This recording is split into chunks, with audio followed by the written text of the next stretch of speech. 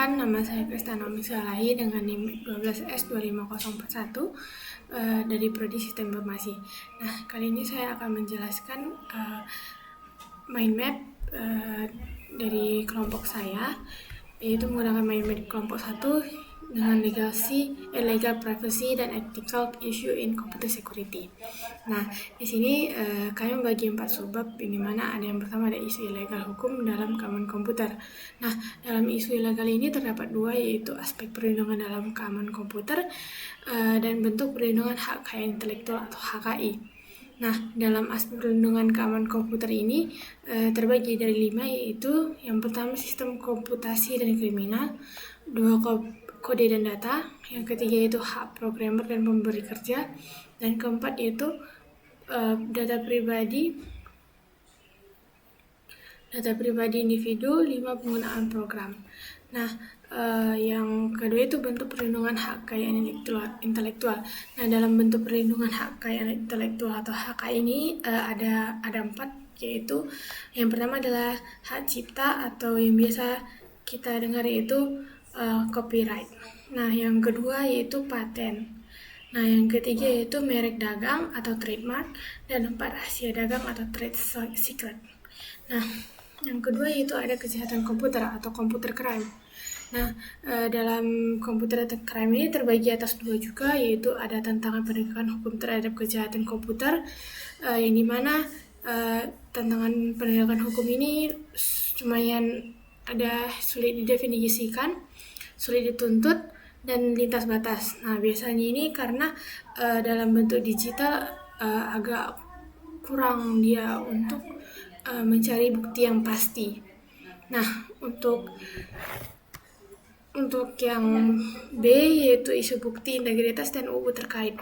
Nah, di sini terbagi 2, yaitu ada rules of evidence dan integritas, dan kerahasiaan data. Nah, untuk rules of evidence ini, dia itu mengatur pengumpulan autentifikasi pengajuan bukti digital seperti log, file, email, sama metadata di pengadilan.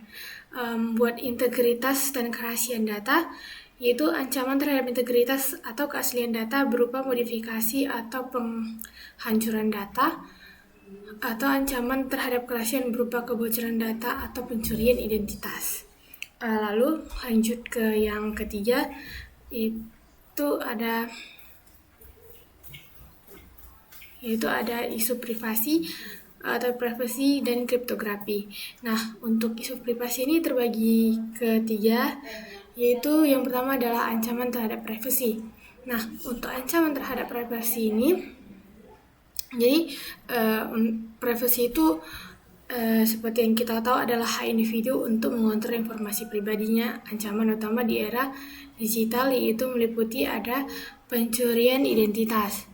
Nah, pencurian identitas ini seperti mencuri dan menggunakan informasi pribadi secara ilegal. Nah, jadi ilegalnya ini dia tanpa izin sama sekali. Nah, untuk yang kedua ada agregasi dan data mining. Nah, dalam agregasi dan data mining ini yaitu menggabungkan data dari berbagai sumber untuk membuat profil individu yang sangat lengkap, seringkali untuk privacy for sale atau perdagangan data pribadi. Nah, yang ketiga yaitu sistem keamanan lemah. Sistem keamanan lemah ini merupakan kegagalan menerapkan kontrol keamanan yang memindai atau due diligence. Nah, untuk yang keempat yaitu ada ancaman pemerintah. Nah, ancaman pemerintah yang dimaksud ini yang merupakan pengawasan pemerintah terhadap aktivitas dan komunikasi online. Lalu yang kedua yaitu ada perlindungan privasi. Nah, dalam perlindungan privasi ini terbagi dengan 2, yaitu teknis dan regulasi. Nah, untuk teknis ini ada autentikasi,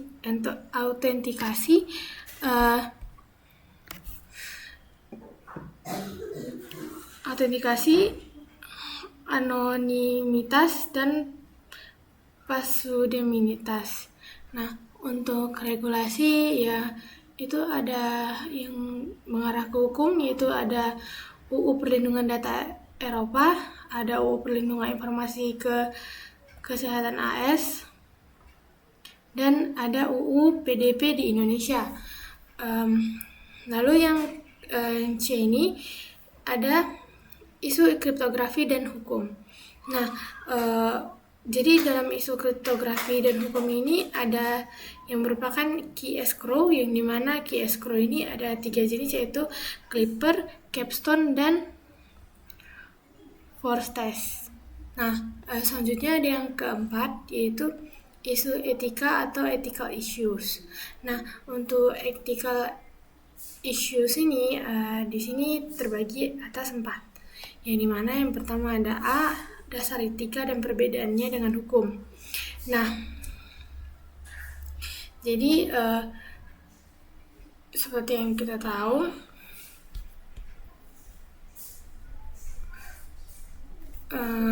hukum dan etika itu berbeda, yang dimana etika ini lebih ke pribadi dan hukum itu dengan peraturan yang tertulis. Nah, untuk yang B itu etika dalam pelaporan kerentanan atau responsible reporting. Selanjutnya yaitu yang ke C, yaitu rekayasa sosial atau social engineering.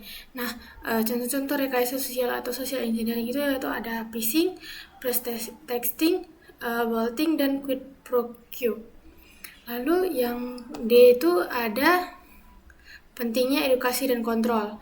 Nah, untuk pentingnya edukasi dan kontrol ini terbagi atas 2 juga, yang dimana ada kasus kerentanan akibat kurangnya pengetahuan sama peran pengembangan dalam keamanan sistem.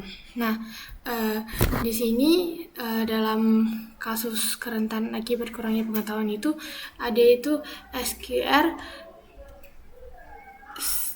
Stemmer pada tahun 2003. Nah, yaitu ada penyebab inti dan dampak. Nah, untuk dampaknya itu ada penolakan layanan dan keterlambatan jaringan. Lalu juga yang kedua ada code mode yang dimana terjadi pada tahun 2001. Nah, jadi itu ada penyebab inti dan dampaknya. Untuk dampaknya itu pintu belakang atau backdoor. Terus yang kedua itu mengganggu kinerja. Nah, untuk yang ke B yaitu peran pengembangan dalam keamanan sistem.